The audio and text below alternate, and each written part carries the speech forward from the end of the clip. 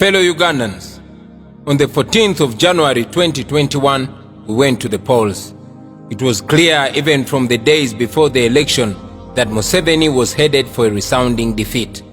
Various independent opinion polls showed that Museveni could not even get 30% in a free and fair election.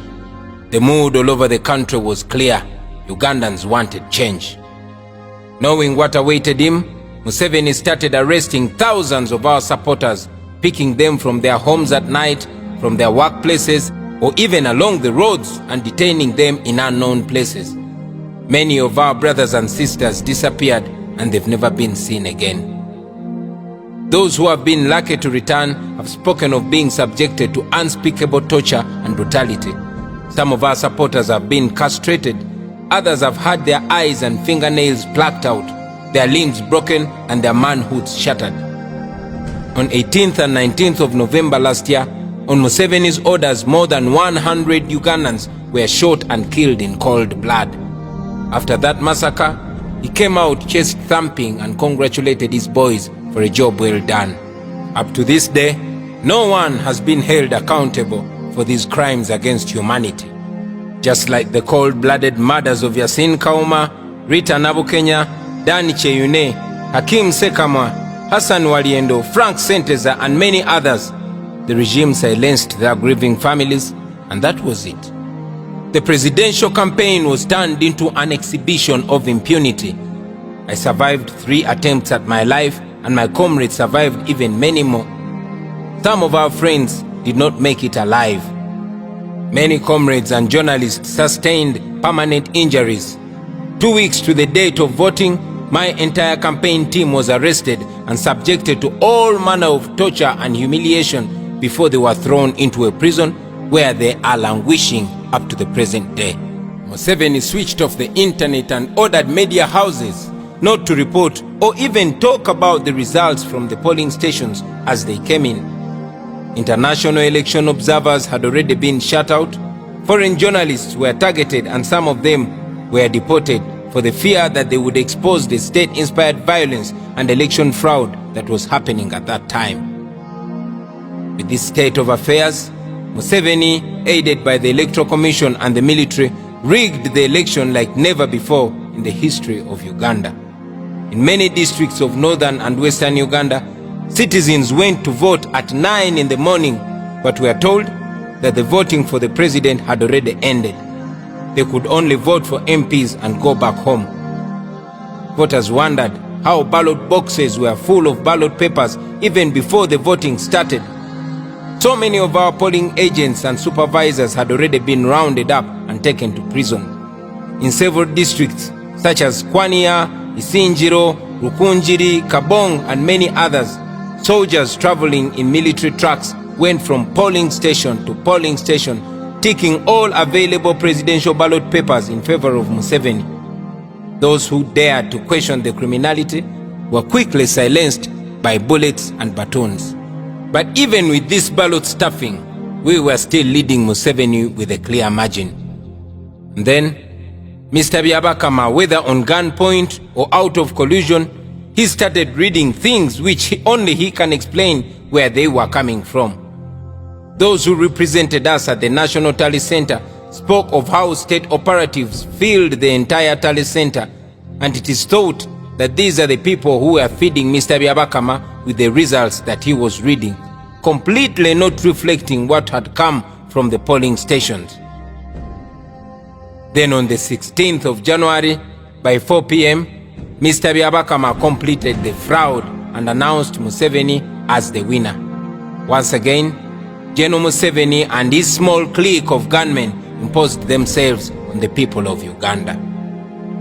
Up to now, the Electoral Commission is still grappling with forged results. A look at Byabakama's declared results will shock you. These people, they did not apply any smart thinking in their rigging. It was crude. At hundreds of polling stations, the dead resurrected and voted. Byabakama claims that 100% registered voters turned up and voted. Some presiding officers were not intelligent in their overzealousness. The number of those who voted was actually more than the number of the registered voters by far. Knowing the kind of election fraud that he had just committed, Museveni quickly placed me under house arrest as hundreds of soldiers surrounded my home and our party head office. Having disabled our U-Vote app by switching off the entire internet, they knew we were still determined to tally our results, and so they started arresting all our comrades who had DR forms. And then the abductions and kidnaps intensified in those dreaded vehicles commonly known as drones. By the time the High Court ordered for my release from house arrest, there were only 4 days remaining to petition the Supreme Court about the suppression of the voice of the people of Uganda. Despite so many doubts about the Supreme Court from so many people, we decided to give the judicial process a chance. We all now know what Museveni has done to our public institutions. The Supreme Court clearly showed outright bias. The Chief Justice, through his conduct and comments, showed that the matter before him was decided long before we even filed it. So it was because of these reasons that we decided to withdraw the case from the Supreme Court and bring it to you, people of Uganda. With the fraudulent announcement, Mr. Byabakama and his 6 electoral commissioners suffocated the voice of the people of Uganda. And then Mr. Uwinyidoro and his panel of 8 people shut out our evidence and denied us an opportunity to amend our petition and raise other strong grounds, an opportunity that had been given to the previous petitioners in a similar matter. All these individuals hold offices in trust of the people of Uganda, but they betrayed that trust and chose to please the one who appointed them, leaving Ugandans totally on their own. So today, I want to once again remind all of you, my fellow Ugandans, that we are on our own. I have brought the case back to the court of the people, and the people of Uganda must now sit, in fact stand, and give judgment in this case. In 1980, General Museveni took part in an election which he lost miserably. He claimed that the election had been rigged and started a war.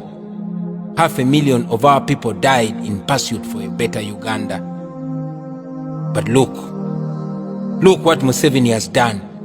He has betrayed the blood of our people and has done many times worse than the regimes he castigated for rigging elections and for killing people and for causing enforced disappearances. Ugandans must now rise to the occasion and resist Museveni and his regime of blood. As we have been saying, we are non-violent and lawful. Our philosophy stands firm. People power is stronger than the people in power. Article 3 of our country's constitution empowers the citizens of Uganda to do everything in their power to restore the constitutional order once it has been overthrown, just like it is under Museveni. That is the next phase of our struggle. Many of you fellow Ugandans have been asking us what is next. The answer is you, me, all of us. The answer is people power. I therefore call upon all of you fellow Ugandans to rise and demand for our election victory, to demand for the immediate release of all the political prisoners, to demand that the security agencies immediately bring back all our people that have been abducted and kidnapped by the government in drones. We want our people back, dead or alive. Let us demand for an end to trying civilians in military courts. Fellow Ugandans, here and all over the world, let us stand up to the relevant offices and demand for answers. You can wear your mask and demonstrate peacefully. It is within the law. It may take shorter or longer, but I can assure you that if we come together and protest and demonstrate against the dictatorship, we shall get positive results. I call upon all of you fellow citizens of Uganda to rise and evoke Article 29 of our Constitution and demonstrate against a regime that has oppressed us and exploited us and turned us into slaves in our own country.